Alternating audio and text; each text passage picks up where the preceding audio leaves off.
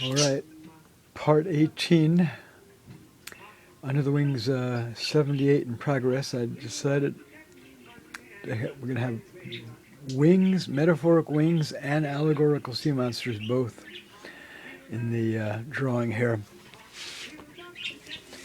And I'm working on this, not drawing it realistically as it looks in the photo, but interpretatively.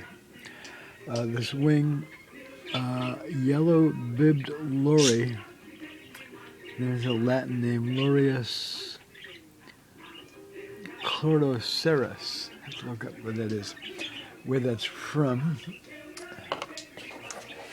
And Splendid Wings calendar from 2002. I used this previously in another work, either in the Wings series or the Sightseeing with Dignity series. It was published. Running out of juice here, better flip this page quickly. I can find it. Hang on.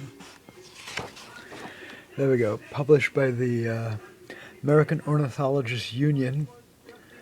Wing specimens courtesy of the North Carolina State Museum of Natural Sciences and the University of Washington Burke Museum, where I drew wings at the Burke Museum for many, many years. Wing curation, Sievert Rower, Chris Wood, and Rob Fawcett, all of whom I know. And Todd Hass, I don't know, might be from the North Carolina Museum. Anyway, to be continued. Once I get this done, this is still wet. I'm going to go over this with ink to detail for each feather.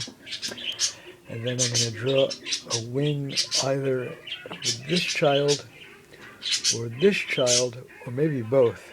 And then we'll have allegorical sea monsters elsewhere. Like over here,